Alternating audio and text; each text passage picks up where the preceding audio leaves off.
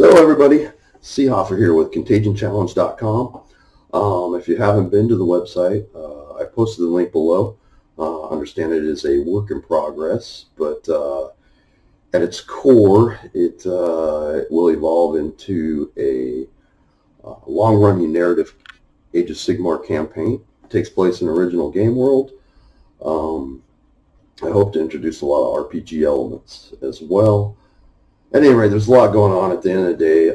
It's a cool platform, I think, and I'm going to use it to drop a lot of content. So, yeah, your feedback's important. Now, let's get to this video here. I'm shooting this video to complement an article I wrote for a friend's website. It's a hobby-based site as well. That article was based upon pursuit of taking better miniature pictures. The whole article spawned from a question. I was out gaming with some new faces this weekend, and one of the gentlemen asked me if I had a recommendation for a light box. And on my drive home, I realized that I screwed the question and didn't really answer it. It's a good question, deserves a good answer. The answer I gave him was a little bit different. I offered him an alternative. I didn't really even go into the light box. But I'm driving home and I'm thinking, God, what is it I hate about the light box? What is this relationship I have with the light box? And exploring that a little bit, that's the genesis of the article. This video is here to kind of highlight how I arrived at my ideology on the light box, and kind of show you how the light box really works in your workflow. And maybe a light box isn't for you. Maybe it is. At the end of the day, just know that the light box is just a tool. If you use it, you will get better quality pictures. You will get more consistent pictures. I will not make any promises about you being able to capture great photography.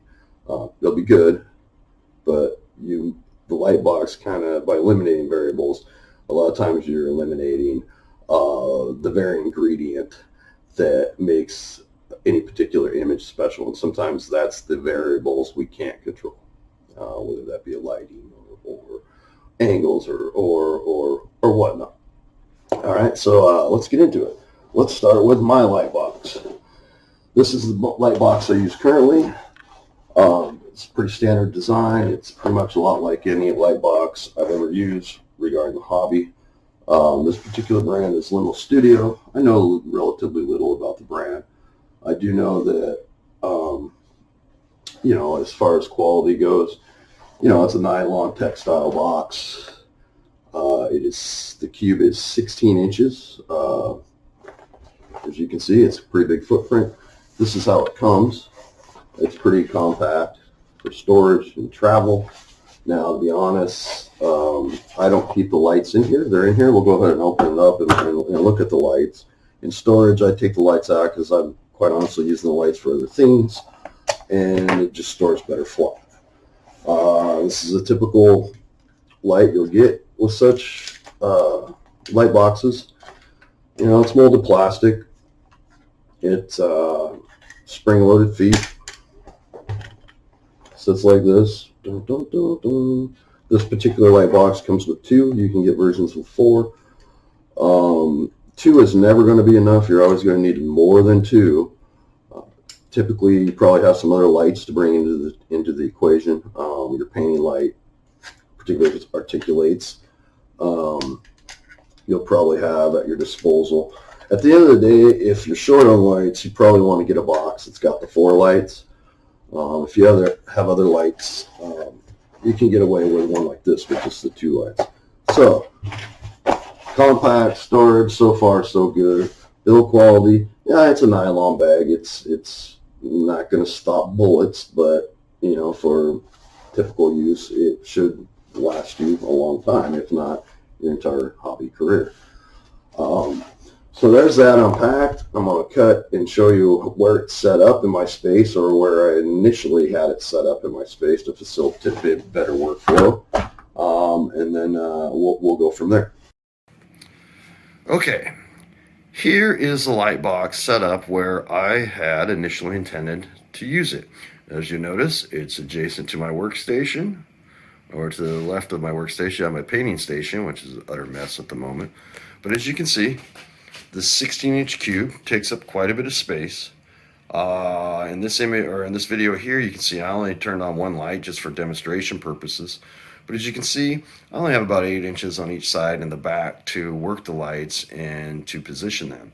That's a problem. You need lots of flexibility there to really play with the lights to really get that right light and shadow effect on for good miniature pictures. Most boxes will come with a variety of backgrounds you can drop in. Here's a blue one, a red one, a black one. Come with this one plus the white one. They are translucent. They are meant to have some light come through, so you can combine them for different effects. In the end, I have tried the colored ones over and over with little result that I find satisfactory. So most times I'm using white, most times I'm using black, most times I'm using neither. I'm using a printed gradient background of grays, browns. I would show you that right now, but I had a coffee incident and my gray background has a coffee colored filter over it right now. So what I would recommend is right now go to tangibledaily.com. There are 3 different gradient backgrounds you can download there from his shopping cart. They're free. Print them out, use those. That will up your game almost immediately as far as your picture taking. Okay, so we have a problem. We have this giant box that's supposed to facilitate faster, better workflow, and in the end, it's a giant box that you got to manage in order to arrive at that faster, quicker workflow. So I'm going to cut again. I'm going to set it up in an environment how I would actually use it for mass producing pictures, and we'll go from there. Okay, I have moved the light box to where I would set it up for efficient use of cranking out photos. As you can see, we have the tripod set up, we have the SLR, we have lights, we have power strip. What I want the takeaway is it's a pretty big footprint.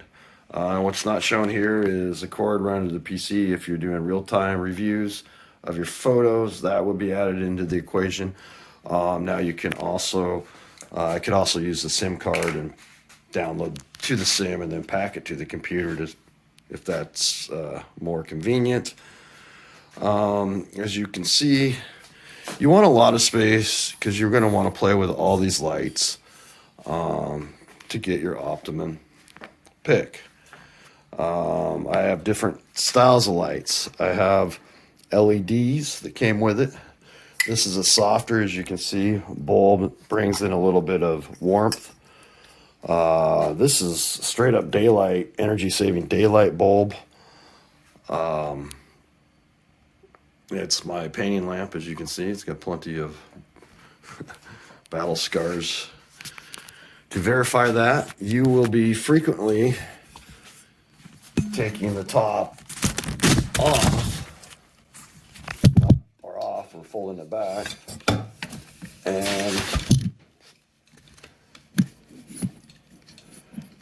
dropping the light down inside the box as all my stuff moves over and my camera sits there.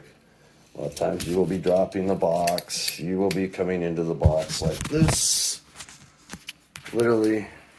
So keep that in mind when checking out boxes. You want a box that you can remove the top. A lot of boxes, that top section will actually have, some of them will come with a built-in LED lights.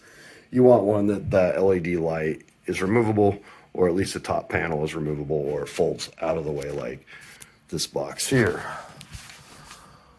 So yeah, I guess the point being is if you're really going to use the light box to mass produce photos, keep in mind you have a big footprint to deal with.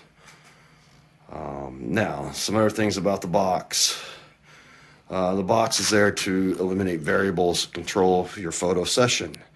I would argue that this does produce better, consistent quality images, but they also end up having a manufactured look to them, which is fine. If you're really chasing means to better improve your photography, to get better mini photos, you pardon the cliche, but you need to think and work outside of the box.